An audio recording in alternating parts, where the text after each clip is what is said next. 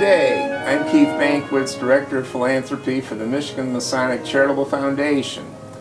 And today is February 27th, and we're in Friendship Village visiting with past Grand Master Russel Wells and his wife Shirley. And past Grand Master Russel Wells was Grand Master in 1983 to 84. Russ, why don't you tell us where you were born? In Detroit, Michigan. And tell me about your mother and father, brothers and sisters. I had a mother and a father. Both are deceased. My brother, I have only one stepbrother, and he's down someplace down south. I haven't seen him in years. At one time he joined the Masons, but I'm sure he is now not a member. I don't have any sisters. What did your father do? My father was a tool designer, and he operated drafting rooms and tool design shops, so that was his business at the end.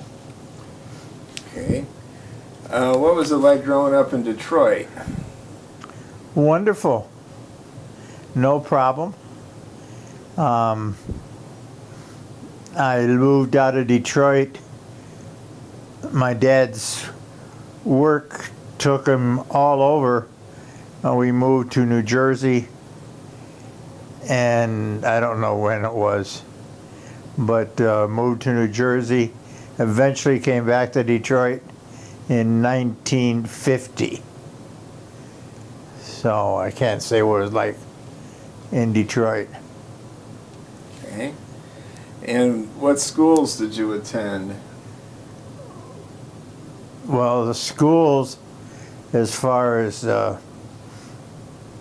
high schools, the first one was in Teaneck, New Jersey, and then Cooley High School in Detroit for the 11th and 12th grade. And then the universities? Well, I've been several of them. I was in the university, Wayne State University, for about one term, one semester. No, I guess it was a year rather. From there I went to the University of Michigan, was there for about 4.5 years. Eventually graduated, and then I went to law school. Was there for 5+ years, graduating in 1964. What law school were you at? At that time, it was the Detroit College of Law, which is now at Michigan State University. Did you have Charles Henry King for any classes? He was the dean. Yes. You know Charlie? Yes, I know Charlie, yes. When did you get married, and tell me about your family?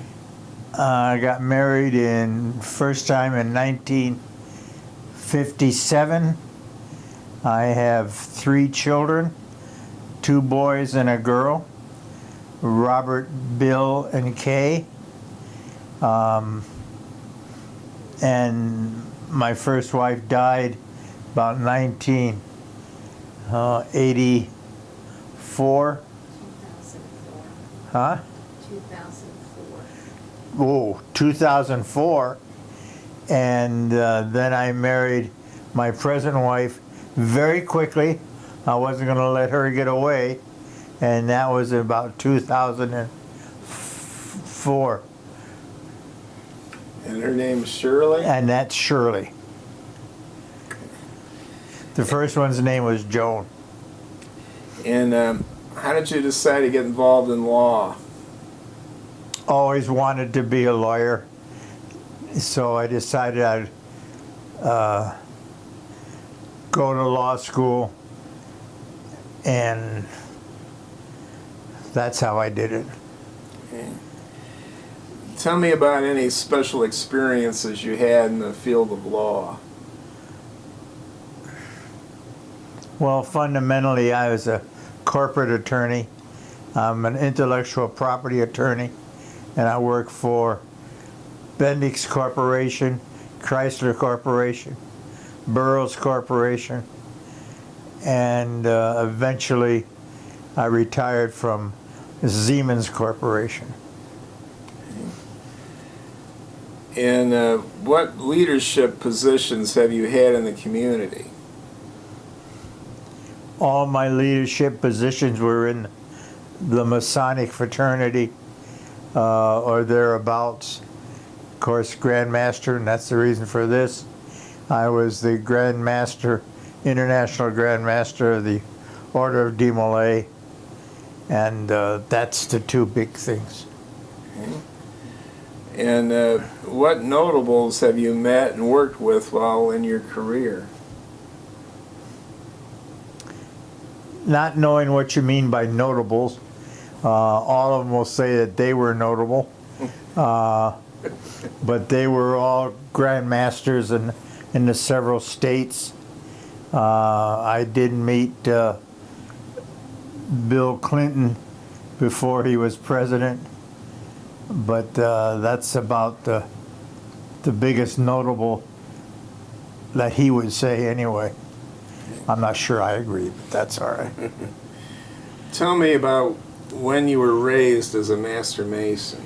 I was raised at age 22. I was raised in William M. Perrette Lodge in Detroit, Michigan, in 1950, whatever, 22, 56.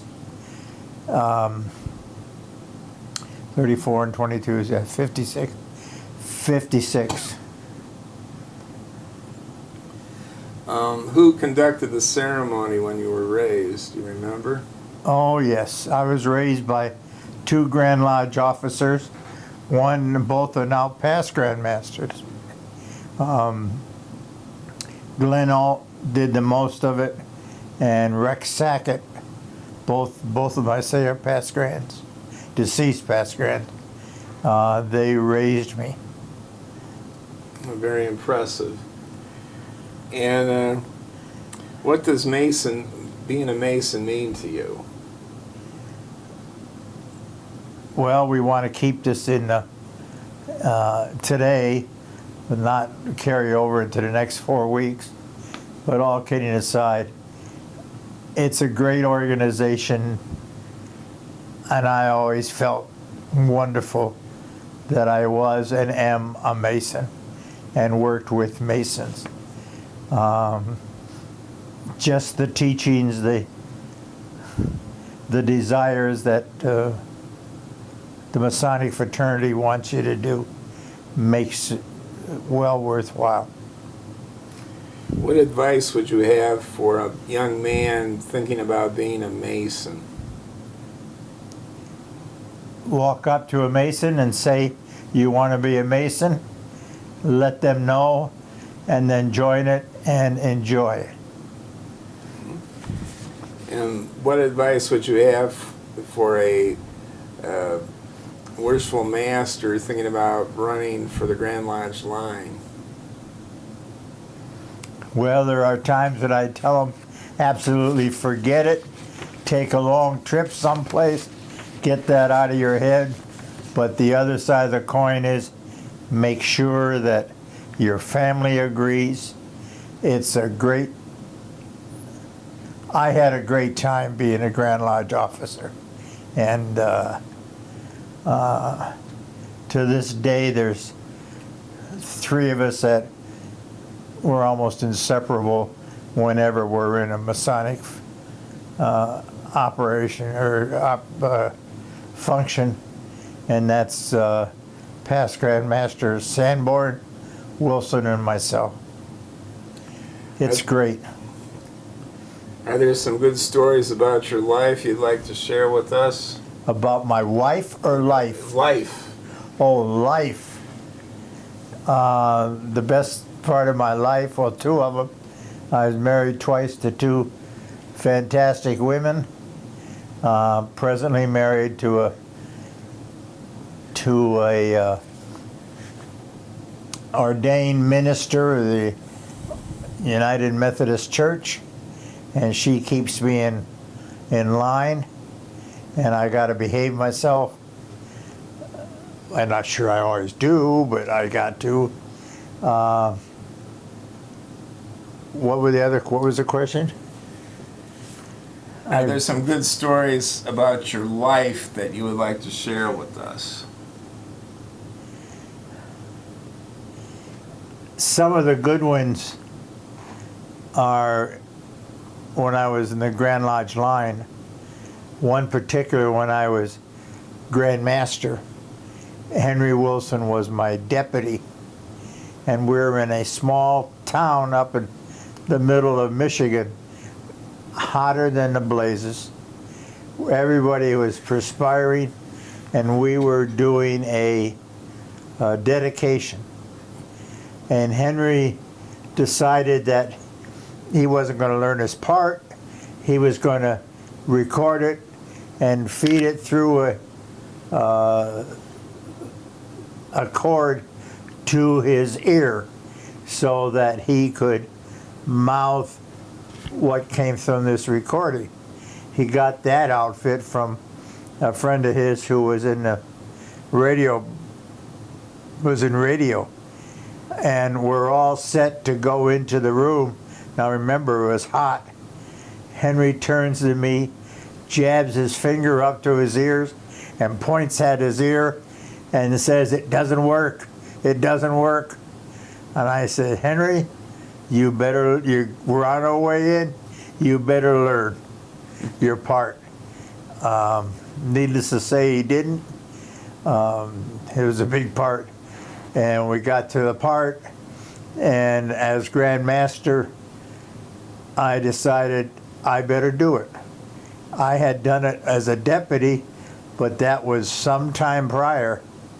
And the Grand Secretary, who was Royce Curlis, was sitting over at the side with the ritual book trying to follow us, and all of a sudden, when I started on the part, he just slammed the book closed because I was all over the place. And the deputy and I had some conversations not too long thereafter. A fascinating story. Oh, it's a great story. What do you think we should do to improve the fraternity? Well, it's been a long time since I've been active.